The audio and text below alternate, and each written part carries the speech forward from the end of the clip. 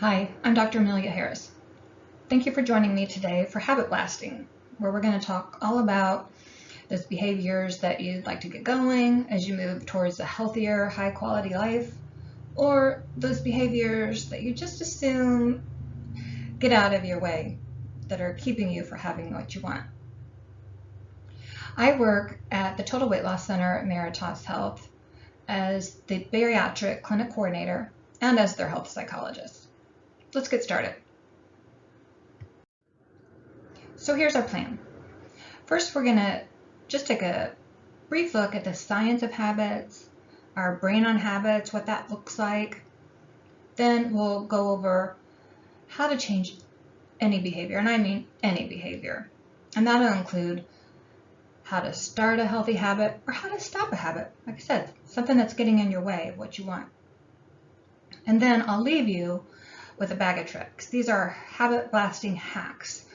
3 things that you can do starting now, starting today, to get going on the habits that you either want to start or stop. And I'll tell you how I got interested in this is long ago, about 20 years ago now, I worked for Weight Watchers. And I'll tell you what, most people that have worked for Weight Watchers, there's only one way in the door, and that is you had to have lost weight and successfully kept it off for a certain amount of time to work there. And that was me.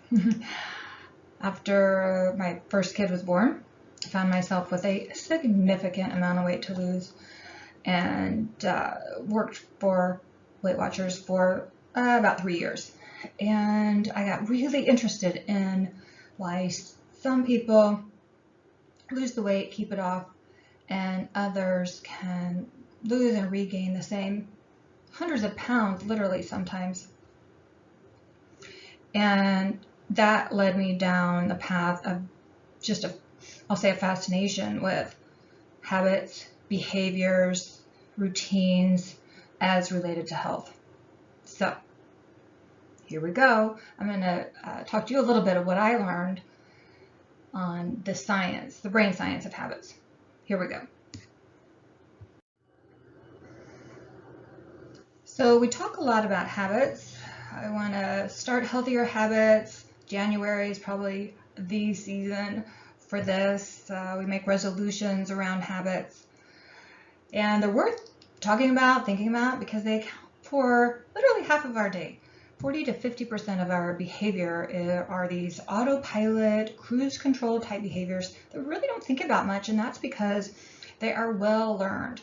They're just so routine. There are these small decisions and actions that are so repetitive, we don't have to think about them, thank goodness, because it would really bog us down if we did. Think about things that we don't think about all of our habits because that's the point, we don't have to, but imagine some of the things you just do without thinking.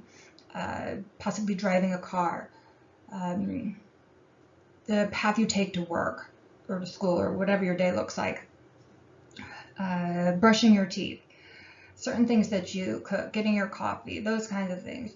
You don't really think through each step because your brain has stored that nicely for you, and we're going to take a look at what that is next. But the brain likes to consolidate. It likes things to be easy. And so we have habits. Sometimes that works in our favor, sometimes it doesn't. We'll take a look at that down the road. Let's look at our brain on habits. Okay, so for this, we'll just be looking at 2 areas of the brain here.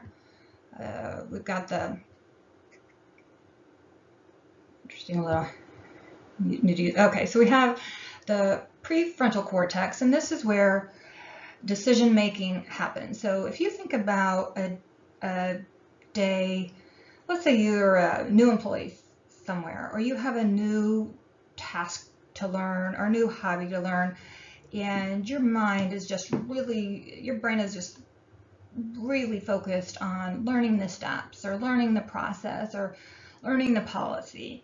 This is where your prefrontal cortex is just really going to be on fire, really going to be lit up. That takes a lot of energy. Or if you've had just an emotionally taxing day because oh, there's just been something going on that's extra stressful, something new.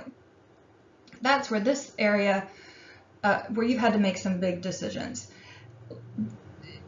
A lot of times during these types of days or situations, we feel emotionally drained, emotionally fatigued.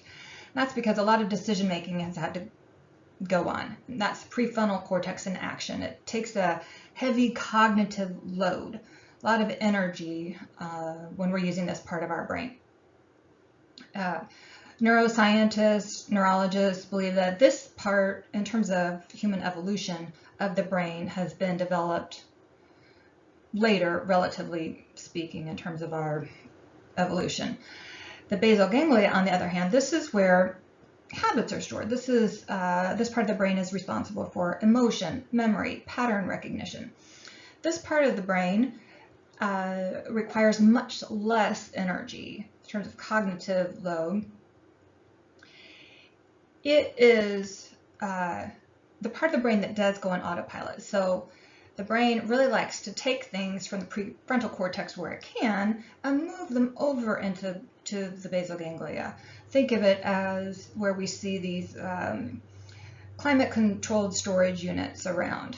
Oh my gosh, it seems like those have really popped up in the last 15 years or so.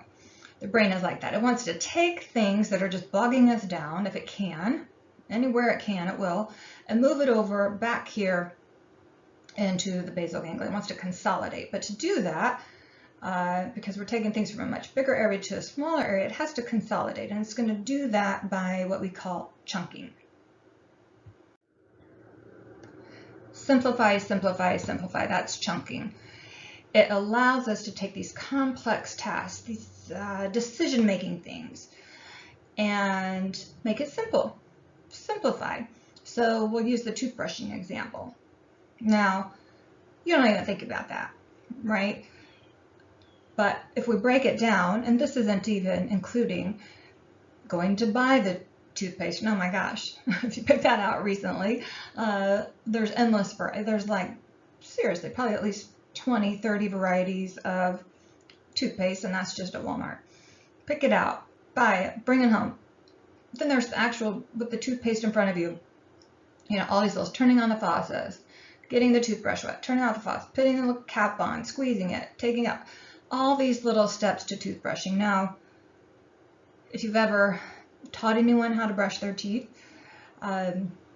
then you know, like, this gets very granular. But thank goodness we don't have to think about it. Our brain has taken that information we learned one point at a time. Remember, it's about the repetition. We've done it over and over so many times.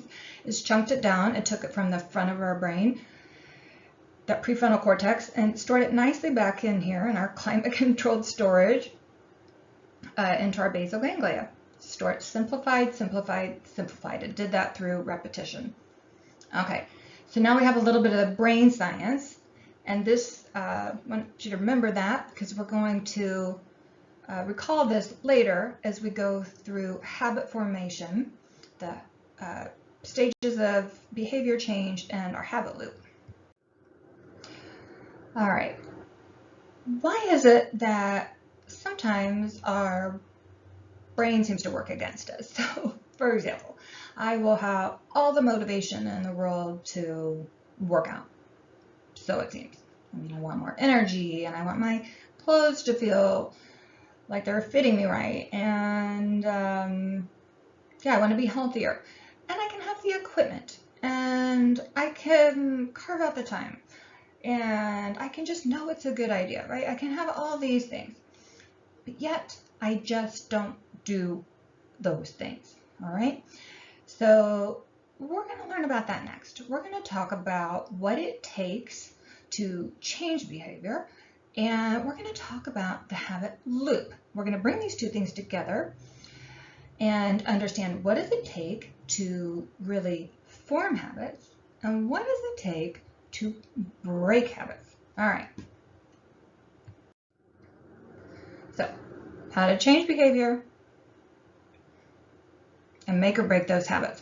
While we're going through this, please have in mind any behaviors that you want to change. Is there a habit that you have in mind that you'd like to start? anything about quality of life. Is there anything that you're not doing now that you have in mind would improve your quality of life, or anything that you're doing now pretty regularly, not every day, that might be getting in the way of your ultimate health or happiness or best quality of life? So let's walk through how to change any behavior. After we talk through about these, then we're going to connect this with a habit loop, and it's all going to come together. So first thing, we want to make it obvious. Nothing is more frustrating than when we're trying to learn something or move towards something and it's a little bit fuzzy what we're going after. So that making it obvious part, that's our cue that tells our brain, oh, this is the thing we want to do. This is what we're going after. That ties in with what it is that we want. So that making it obvious, that's that thing in the environment, right? That's, like I said, that's going to signal our brain, oh, haha, we have an opportunity here. But the making it attractive, this part is highly variable because what's attractive to one person or what's desirable to one person might not be to someone else. So that's where you can have two wildly different opinions sometimes about, when it comes to food or people or art, these people love it, these people think it's horrible. This attractive part, desirable part when it comes to cravings, really runs the gamut. So that's highly variable. But number 3, making it easy. As we learned in that little bit of brain science on habits, we're just hardwired to move towards autopilot, move towards that cruise control. We've got a lot to do and think about and process throughout every single day. And so left to its own devices, the brain is going to do everything it can to automate and make things easier. So if you want to change a behavior, it's going to be facilitated by starting off making it easier. What it does is it goes ahead and scoots it into that autopilot category. And then finally, this is about the reward end of things, making it satisfying, making it gratifying. We tend to repeat the things that feel good, taste good, smell good, that make us happy. So making it satisfying. Okay, so we've talked about some brain science, learned how habits are stored. We've gone over the 4 rules of behavior change. Now we're going to talk about this habit loop before we bring it all together. Now, all habits go through these 3 steps. No matter what habit it is, it goes through these 3 steps. So let's go over that. Let's see, let me get my handy pointer out here. Let's see, all right. I'll make that a little bit bigger. There we go. Okay, so we start out with the cue or the trigger. So this is something in the environment. So it can be a time of day, it can be a place, it can be a scent, it can be a certain situation. Some context in the environment that's going to tell us, our brains, to go into automatic mode and which habit or which routine to use. The thing about cues, though, is that it has to be powered by a craving. We have to want something or else they really don't work. So, for example, let's say that sitting at lunch with somebody, right?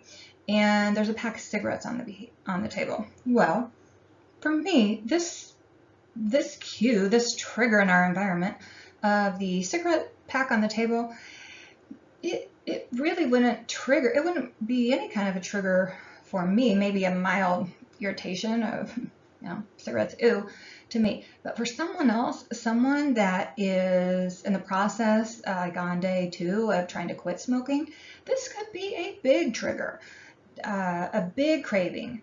That might be something they really desire and want and are having a hard time resisting, that could put them on the path of those old automatic routines to smoke, right? So that's where I talked about before, that our desires, what we find attractive, it's so variable, right? So the cue is reliant on what we want, what we crave, what we find super attractive. Okay, so we have the cue that tells us to go into autopilot and which routine to pick. All right, so the routines, they can be physical, emotional, mental, or a combination of them.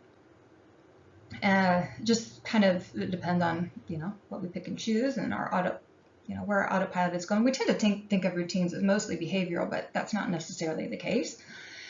And then the reward. So the reward serves two purposes. One, it's the satisfaction at the end, and that's when we talked about the change in behavior, we talk about, behavior change really relies on things being highly satisfactory, really pleasing. But rewards also are teachers. They teach us, is this habit loop worth repeating again? Is it worth even remembering to do? And that can depend on how rewarding, how satisfactory the reward is. All right, so I said we're going to put these together now. We're going to put those behavior change, those 4 rules of behavior change, and this habit loop together and see what that looks like. Here we go. So with the cue, we want to make it obvious. With the craving and motivation, we want to make it as attractive and desirable as possible. With the routine, simple, simple, simple, easy as possible. And with the rewards, make it satisfying. I'm going to pause here a moment and talk about a few things, and that is brands. I mentioned them earlier. And we could probably come up with some advertising strategies, some brands that have really combined these things to their advantage. A few that come to mind, Amazon is one that comes to mind for me. Probably check all of these boxes. In terms of, go to Amazon, and I'm guessing everyone knows what I'm talking about here. So we did this live last Thursday, and unfortunately it didn't get recorded at that time. And so I'm doing it just solo today. But yeah, Amazon came up, DoorDash, Netflix, all came up as brands who do a good job of making it really obvious what we're supposed to do. They incredible job of tapping into what we want, making it attractive, making it so simple. In fact, with Amazon, I sometimes barely even have the idea of something that I think I want or need, and then it's kind of scary. Then it's like on the doorstep.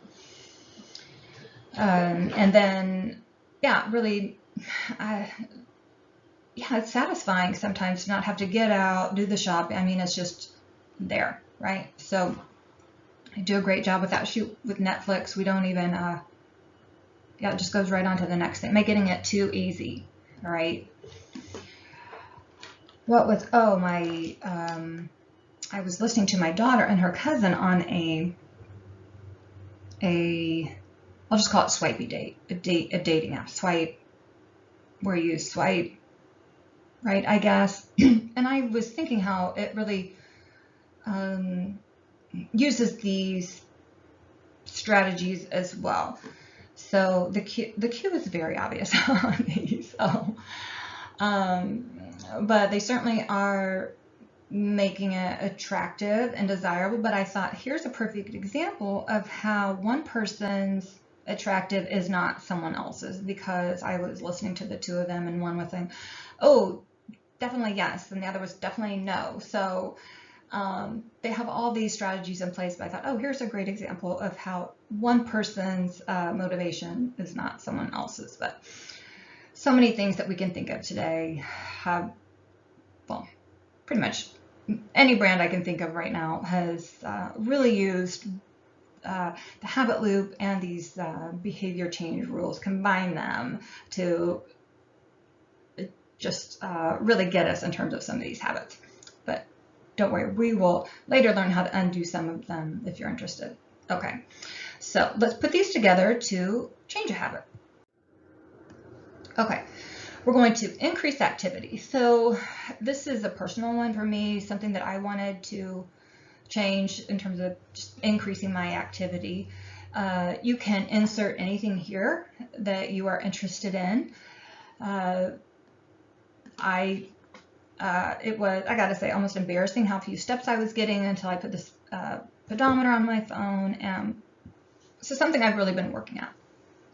So first I'm going to talk about the craving, what I wanted out of this. And when it came down to it, it really was just better health, yes, but more specific, just increased energy throughout the day and I knew I could get that by just walking some. I knew that from the past. I used to exercise much more, and I only wanted to start by increasing my walking to like 2 miles a day. Not a big deal. About 5,000, 6,000 steps. Okay, so the cue. I found that I was able to do this, and I apologize for using such a personal example, but especially without having the audience participation for this, I'm just going to go ahead and use my personal example and hope that you're tracking along, can relate a little bit, or filling in your own example here. Okay, so my cue. I found I was doing pretty well during the work week by just walking right after work, walking around the hospital some during the day. That was working out pretty good. That continues to work out pretty good. Somehow, and this doesn't make much sense because you think I would have plenty of time on the weekends to get my steps in. That's not what was happening. I wasn't getting in hardly any steps on the weekend somehow. So what I started to do was to put a cue that made sense to trigger the habit that I wanted to have, just get my steps in. So I started putting my tennis shoes right next to the bed. Not only that, I put my socks inside my tennis shoes right next to the bed. This might be TMI, what my girls would say. TMI, Mom, but that's okay. I know people who have worn their workout clothes to bed. I didn't have to go that far. Just putting the shoes right next to the bed worked for me.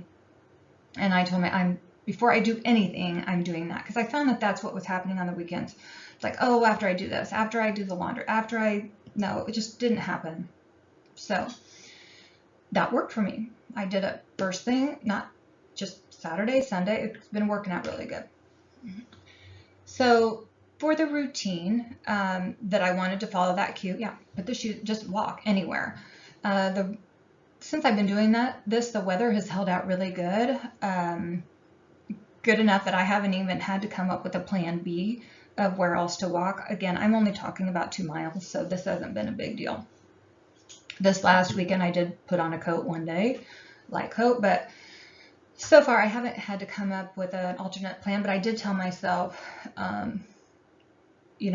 time. So by 8 a.m., I will walk 2 miles and I'm going to a middle school track. So I kind of really, made it granular in terms of what time, where, how far. So the more specific you can be, the better. And then my reward for that is that I had guilt-free Netflix time in the evenings then.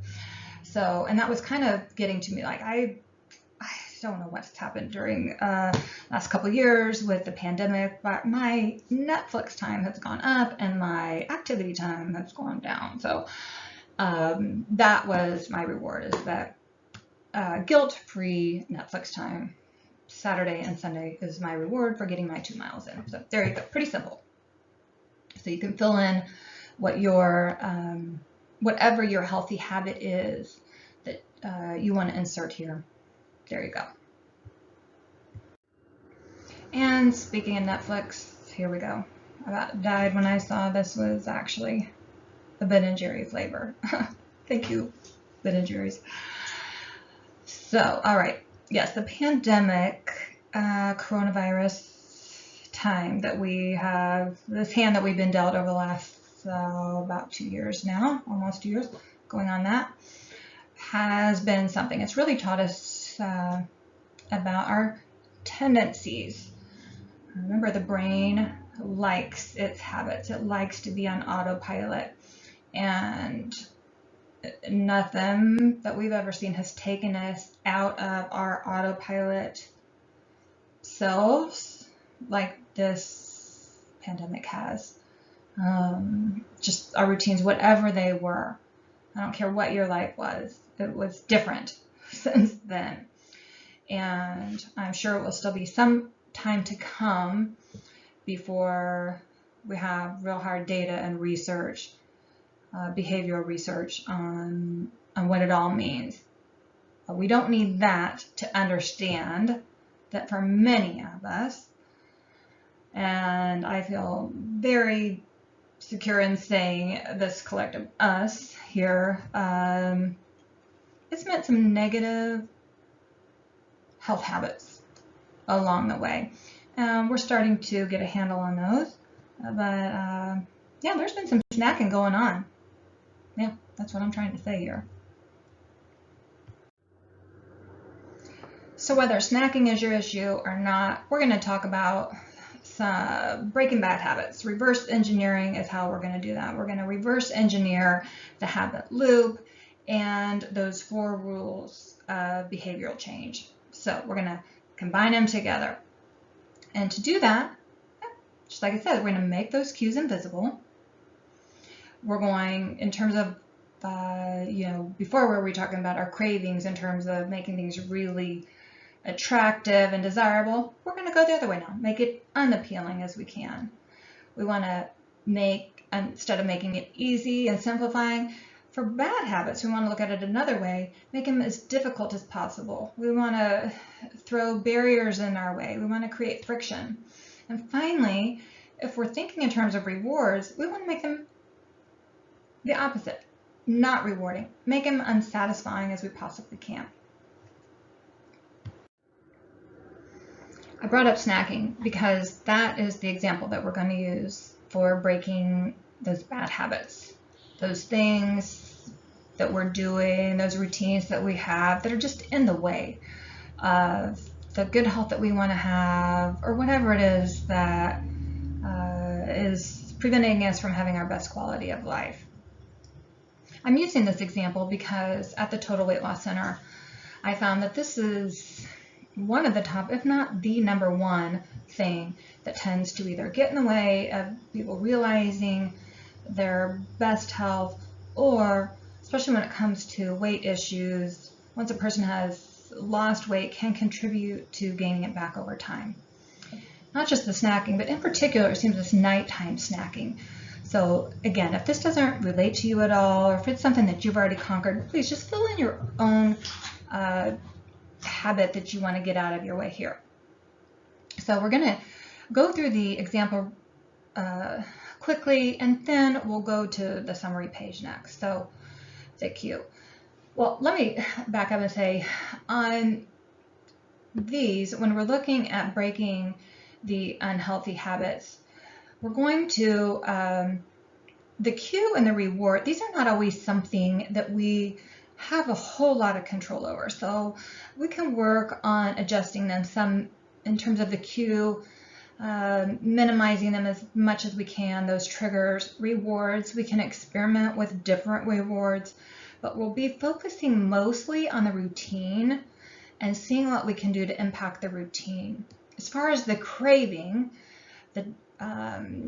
what we want, our motivations, when it comes to breaking habits, we can benefit from looking at what is it that we really want. Yes, these things, if I'm using an example of these treats, these sugary treats or fried foods, yes, they taste good, but what else do I want? What else is happening in context of the cue, for example? Is it the taking a break that I like? I mean, yes, like I said, I'm taking for granted that it tastes amazing, right? Okay, so unhealthy habits, a lot of times they have built into them something immediate. So yes, it tastes good, but what else?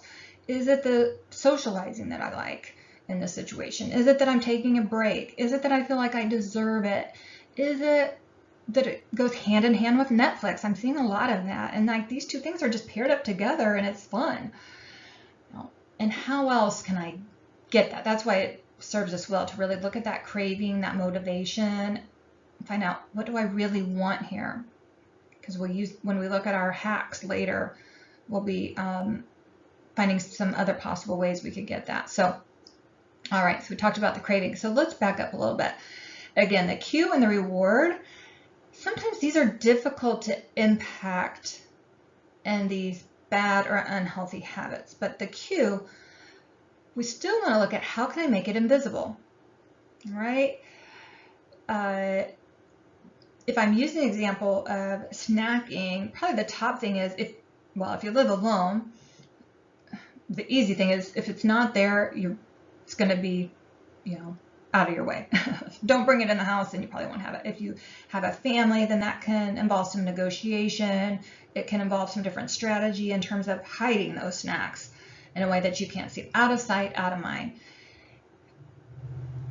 The cue, remember, it is the trigger. If I see it or smell it or hear it, crumpling bag or crunch, I am much more likely to, whatever my cue is for that thing, if it's something that's in the house, I am much more likely to have in my mind, oh, here's the path that I take now to have that thing. If it's a social, let's say it's a social thing, a lot of work environments, there's cues for foods and snacks. Do whatever you can to minimize your cue. You might not be able to totally avoid it when it comes to snacking, but minimize it however you can. Take a different path to work if you need to. I know that I used to stop by Quick Trip and get candy with my old car. Then I got a hybrid, and I don't hardly ever have to get gas now. And I found myself still going to Quick Trip or wanting to because I was in a habit of getting my candy and a lottery ticket. Guess what? I don't need to. I'm totally out of that habit now, so I have no chance of winning the lottery. But on the upside, I really got out of my gummy bear habit because I had no business to be at Quick Trip. I hardly ever needed gas. So there you go. My cue was gone. I still had the craving for the candy, but the cue was gone, so it really was diluted. Okay. The reward. How can we make snacks less attractive?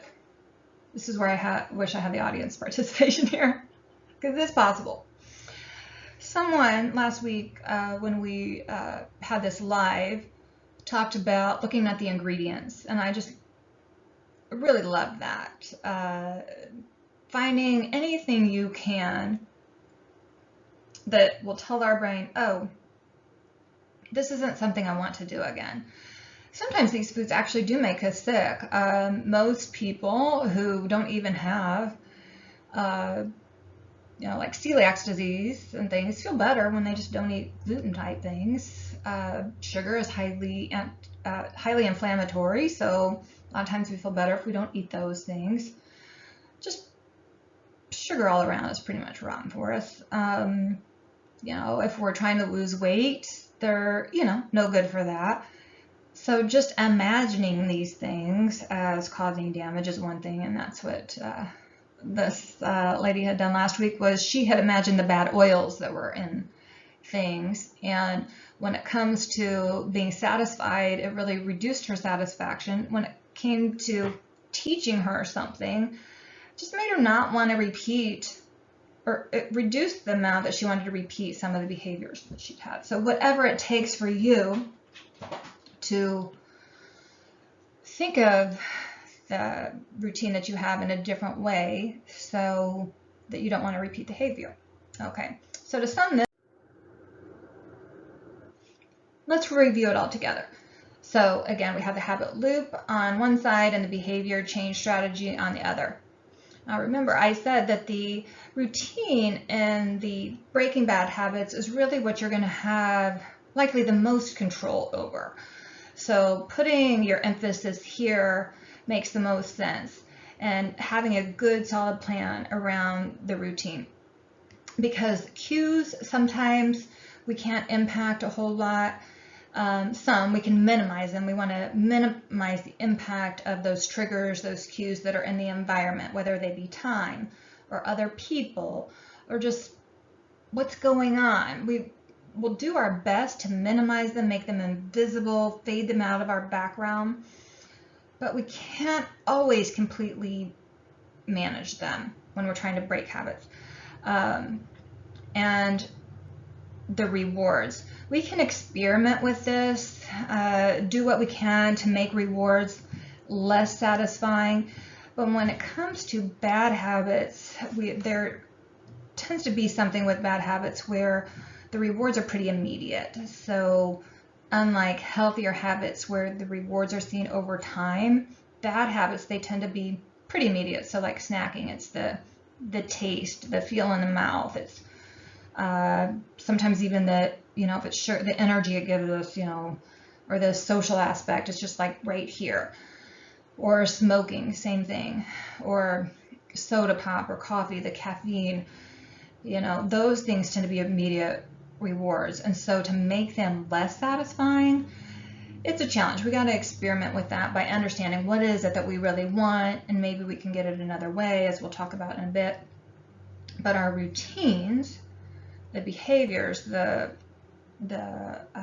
physical, mental, emotional paths we take to get those rewards, we can have quite a bit of variability here and control here. And one big thing we can do is just make it harder. Create fiction, take different paths, do different things emotionally, physically, mentally to put up a lot of barriers on the way to those rewards. Okay. Along the lines of making our bad habits less attractive, I just couldn't resist this next slide. So what you're looking at is admittedly gross, and it's intended to be. This is France's effort to de-glamorize smoking. And here you see in action are 4 laws of behavior change combined with the habit loop. And they are taking that, that reward part to make it rewarding. They're also really tapping into that cravings part, making it desirable, and they are flipping it over, like we just talked about, in terms of breaking bad habits. And they are really making this unattractive and unrewarding. So on the right is a cigarette case, like you would see walking into any gas station, Quick Trip here, where all the cigarettes are on display. On the left-hand side is a close-up of just what one of those looks like. This happens to be one that's communicating that smoking causes mouth and throat cancer, but all of them have similar messages about lung cancer, limb amputations. They're all similar messages no matter which pack you get. So what I found very interesting about this is that here you have a culture that is really, smoking is really not just tolerated but accepted as part of, what they do. It's an image that they have, and they're not messing around here. And this isn't just one store that that happened to have this. This is across France and a huge effort. I was like, can you imagine if you're sitting across from somebody and this is on the table. Now people in France still do smoke. We have some warning labels on our cigarette packages here, but I thought it was really interesting that this goes a long way in communicating the reality. I was on an airplane recently, and there's still no smoking in the laboratory signs. And I'm old enough to remember when you could smoke on an airplane, and that was acceptable. Smoking is becoming really unacceptable, and I don't mean to offend anybody that does smoke or did smoke. I grew up with smokers. Smoking is is becoming less tolerated. And one of the things that's happened is we have, using these habit loops, one of the things we have done is we put the barrier, like made it more difficult. Boy, have we ever. First there was little smoking, first you just couldn't smoke in certain areas. Then there were these little smoking rooms. I'm thinking in particular about airports, and then you had to smoke outside. Now in some places you can't smoke within a certain diameter of buildings. So that no matter how we think about habit change, the components that we've just gone through are in place. On that trip, on that airplane ride, they gave out the snack, and it happened to be these shortbread cookies, these sugary cookies.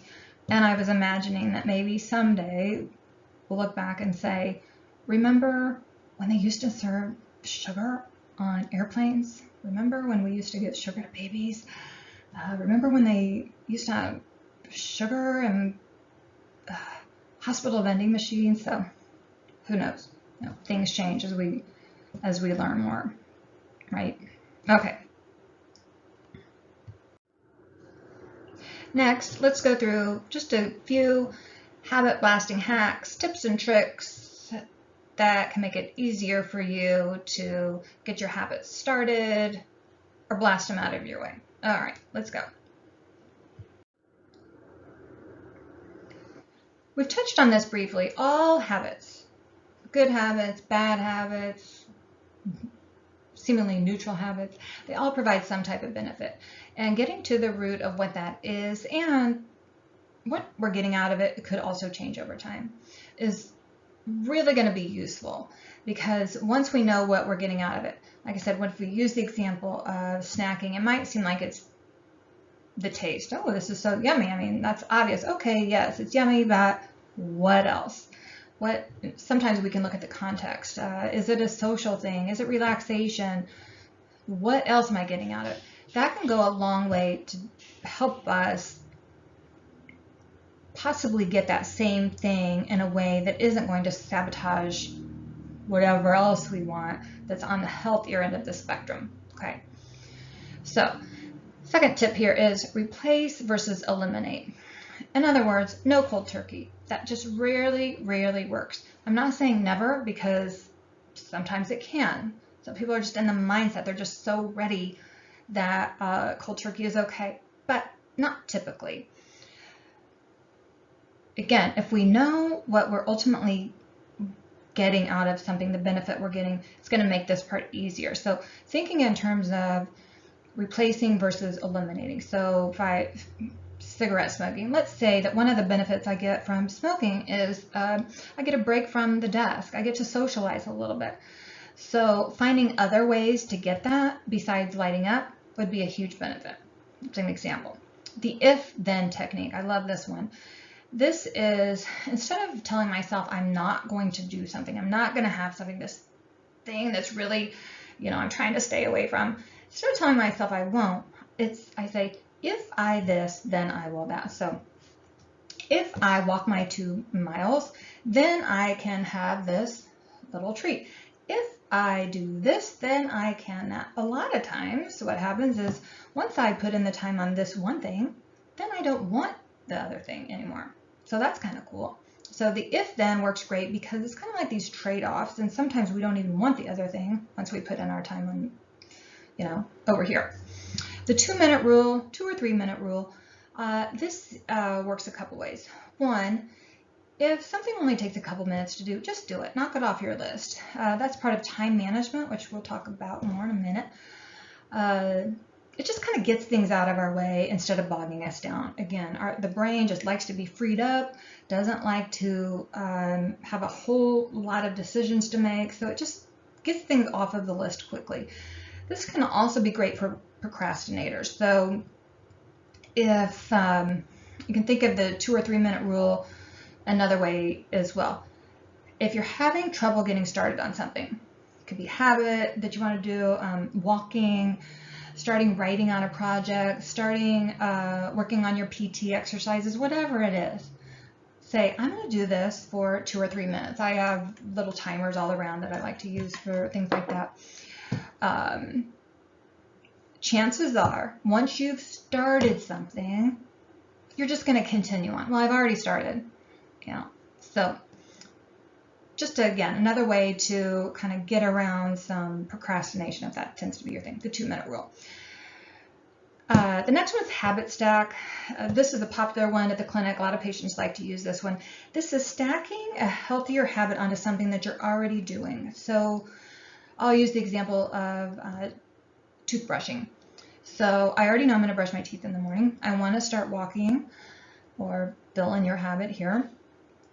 And morning is a great time because things that are happening in the morning, then they're already done. You don't have to, by the time the day wears on, we get more tired. It's easier for things and good intentions to slide off. So I'm going to go ahead and stack on. I'm going to make a morning stack, healthy morning stack here. I'm brushing my teeth. So right after I brush my teeth, I'm going to walk for 10 minutes or whatever. I'm going to do however many push-ups I can do for however many minutes. I'm just stacking on to something I already do, the habit that I want to establish in my life. So easy. I don't even have to think about it. I just know I'm doing this. That becomes the cue for this other thing I'm going to do. My cue is already built in. I do this and then I do this. So try that one. Pick one of these, try them. I love the habit stacking because it's just so built in already. I don't have to create a cue. It's already there. And you can add other stacks onto it if you want to as well, as many as you want. Okay, so that's make it easy, number 1. Okay, hack number 2, this is about time management really. And I'm just going to touch on this one because we will be talking more about planning for success, time management, especially as related to habits and behaviors that you want to change in the months to come. So just a couple of things on this. First one is time blocking versus to-do lists. So I have a couple of examples here. These are just paper versions. I don't know if you can see that. My own time blocking log for today. I brought this one to the workshop last week. There's a few examples. So there are apps for this. There's online printables for it. Time blocking is a way of just setting aside time for yourself, literally blocking it in. You can also see this called time mapping. This is a way to ensure you have reserved time for whatever your day. It doesn't matter if you're retired, own your own business, work full-time, work part-time, homemaker, that you have reserved the time you need to accomplish what you want to do, what you need to do, because it takes time to organize your day, plan for new habits, plan for breaking habits. So this accounts for the hours in your day. Some of you have complex schedules, work evenings, have a lot to do outside of the home and outside of jobs. So it accounts for your day and allows you to block in the time. If I can give one tip here, it is give yourself more time than you think you need to do the things you need to do. Add in buffer time. Unlike a to-do lists are fine too. Most of these pages, most of the ones that you'll find online are, you can find free ones. They're on Amazon, of course, everything is. Have places for you to set your priorities, have little areas if you want to add some to-do type things. But with to-do lists, sometimes the priorities get lost or are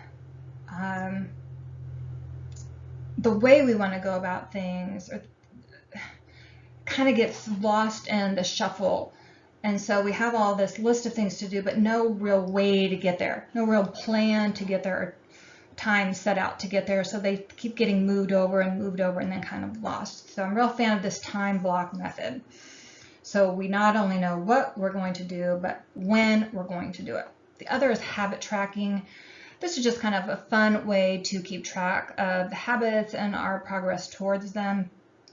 And again, you can see all kinds of examples, free printables on those online. There's apps for that. In a sense, this is what if you have an Apple Watch, closing your loops. There, in a sense, that's kind of a habit tracker that's just working for you behind the scenes. But there's lots of fun examples of those. Fall is a great time. Daylight savings, which will be coming up in a few weeks, is a really good time, especially if you have a habit that you want to start that has to do with carving out more time, because we'll be gaining an hour in the morning. Morning is an awesome time to start a habit because, like I said, things that get done in the morning tend to get done, you know, before the day moves on and we just get kind of fatigued and tired. So, alrighty. All right, so this is a different way to think about or approach our habits, and that is how we think about ourselves. We tend to be a very outcomes-based society in general, and that goes for how we approach our habits as well. We want to lose the weight. We want to win the race. We're really competitive in our sports, football. I mean, you name it. We want to win it, gamify it, make it bigger, faster, better. That's just how we tend to be as a society. Like to get the promotion. We just like to win, right? Outcomes oriented. And that's a great thing. And it has its place in habits as we are moving towards something, right? We also like processes, and I have to admit, I am a process geek. I love a good process. I like to know how things work and how we're going to get from here to here. A lot of people that I work with, you know, they're process oriented. They want the food plan. Give them a food plan, they're happy campers. So outcomes are what we get. The process is about what we do, you know, how we get to those outcomes, the nuts and bolts of it. So I think in terms of processes are about, you know, how we organize little things and create little schedules. I just talked about the time blocking, real shocker that I love processes, right? You know, it's if you think of process, it's like, okay, I'm gonna start this workout routine and this is how I'm gonna do it, and really laying it out, spelling it out. So processes, again, they serve a place because they can really show us the how to get to our outcomes. But identity-based habits are different, and they focus on who we want to become. So this is about changing our identity and not staying stuck or stagnant or set in any certain mindset. It's about changing our beliefs sometimes, or our worldview if we need to, about our self-image, our judgment of ourselves, maybe even our judgment of other people. It's really opening our minds and our beliefs and asking ourselves, as it comes to the outcome, what type of person would get the outcome that I want? Okay, so if I use the example of I want to lose weight, because that's something that I hear a lot, I'm gonna crawl inside of that identity and become the type of person that's already there. Because I'll hear this, I want to lose weight to feel healthier. Okay, what kind of person is already there? Become the kind of person that's healthier. Okay, what kind of things do healthier people do? What is their identity? Well, they're probably more active. All right, then I am going to become the type of person who moves more every day. And yeah, I'm the type of person who moves a little more every day. That's relative. If you would have seen my pedometer before, you would see that that's about moving more was just like 400 steps because I had 257 steps. So more was just a little bit more, right? So I move more every day. There's so many examples of this. I used to work in pain management and had a lot of people who needed to just follow through on their physical therapy rehabilitation. So if I think about those identities, you know, they also had the same goals many of the people we work with now. So they wanted to become healthier, and it was about showing up. So they were becoming the kind of people who, you know, in that language, their identity would be, okay, they're becoming healthier, stronger. They were the kind of people in their identity who would not miss one of their PT appointments. That's how they were becoming stronger. Okay, so this identity-based habit formation is so valuable because it can help with that more immediate gratification that sometimes in the rewards part, that sometimes is hard to get with healthier habits. Remember, with those bad habits, for some reason, one reason that they're so easily formed is that they tend to be immediately gratifying. They taste good, they feel good. They're just, the immediate gratification is right there. It's down the road that they tend to get us. With healthy habits, for some reason, the immediate payoff can be harder to see because it's down the road that we're stronger. It's down the road that we've lost the weight, or it's down the road that our knee rehabilitation is improving. But when it's our identity, the minute I put on those tennis shoes and take my walk, the minute I show up for my workout, every day that I'm eating on my food plan, you know, and eating like a healthier person, then I am being true to my identity and I have that payoff. You know, it's immediate. So that's pretty cool. So starting thinking more about, you know, the identity of what you want, not just the outcome, not just the process. Well worth it. Okay, here are a few books that I highly recommend. First being Atomic Habits. This is a staff favorite at Total Weight Loss Center. We use this a lot. We use examples of this a lot with people that we work with. And I drew from all of these quite a bit in preparing this presentation. Indistractable is a newer one that I've recently found really helpful in the work that I do. And I have to say the Power of Habit is one that probably the other two draw a lot of their research from. So I've become a big fan of audiobooks. So I must say, besides Atomic Habits, I mostly listen to the other two, but well worth taking a peek at, whether you listen to books, read them. Highly recommend any or all of them. And they've been, the material in each of them has been used quite a bit, especially from Atomic Habits, in preparing this information for you here today.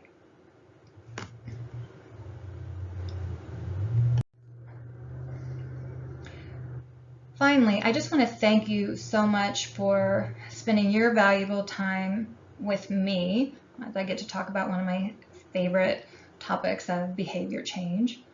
And say again that we would welcome you to join us in upcoming programs. And please offer suggestions for anything that you'd like to hear about. This has been definitely a new experience for me to present like this. This kind of recording without any audience participation. So I hope that you enjoy this, and I look forward to seeing you in person real soon. Bye-bye.